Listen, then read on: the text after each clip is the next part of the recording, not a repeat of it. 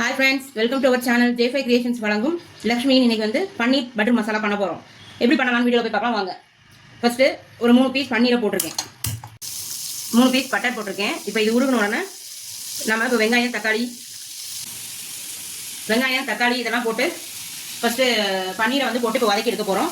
அதுக்கு அப்புறம் பட்டர் உருகிட்டு இருக்குது, நல்லா உருகணும். உருகினதுக்கு அப்புறம் தான் பன்னீரை போட்டு ஃப்ரை பண்ணி தனியாக எடுத்து வச்சதுக்கு அப்புறம் தக்காளி வெங்காயம் இஞ்சி பூண்டு முந்திரி பருப்பு எல்லாத்தையும் போட்டு முதல்ல அதை வதக்கி எடுத்து அதை அரைச்சிடணும். அதுக்கப்புறம் தான் நம்ம பன்னீர் பட்டர் மசாலா செய்ய போகிறோம். இப்போ பட்டர் நல்லா உருகிடுச்சு. இப்போ இதில் நம்ம பன்னீர் போட போகிறோம். பன்னீரை 2 பீஸாக போட்டு அதை ஃப்ரை பண்ணி எடுக்க போகிறோம். இப்போ பட்டர் உருகி பன்னீர் ரெடி ஆயிடுச்சு. இதை எடுக்க போகிறோம் வெளியே. இப்போ பன்னீர் எடுத்தாச்சு. அந்த இதுலேயே நம்ம வந்து இப்போ வெங்காயத்தை போட்டு வதக்க போகிறோம். பன்னீர் பட்டர் மசாலா செய்கிறதுக்கு நம்ம தக்காளி போட போகிறோம்.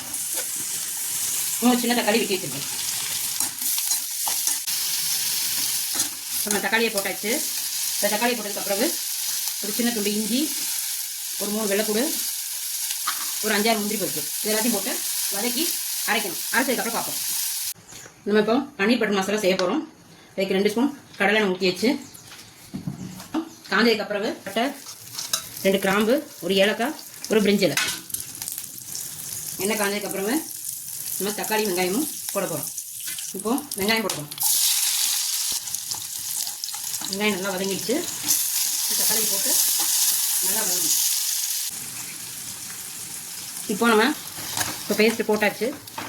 நல்லா வதங்க. இப்போ மல்லித்தூள் 2 ஸ்பூனு,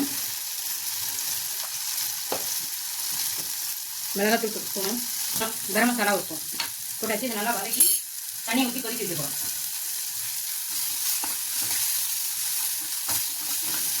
நல்லா வதக்கி வச்சு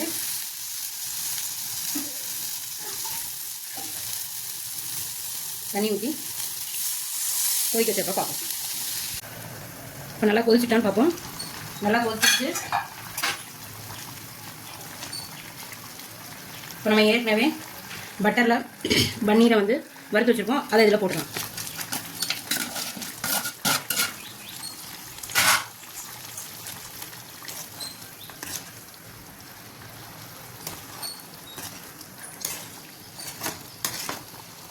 இது கூட 5-6 உப்பு போட்டுக்கலாம். உங்களுக்கு தேவையான நீங்கள் உப்பு போட்டுக்கோங்க. இப்போ நல்லா கொதிச்சிடுச்சு. நம்ம இதை மல்லித்தலை போட்டுட்டு மல்லித்தலை கருவேப்பிலை புதினாலாம் போட்டு இறக்கிடுவோம். இந்த ரெசிபி உங்களுக்கு பிடிச்சிருந்தா லைக் பண்ணுங்கள், ஷேர் பண்ணுங்கள், கமெண்ட் உங்கள் கருத்துக்களை சொல்லுங்கள். பாய்.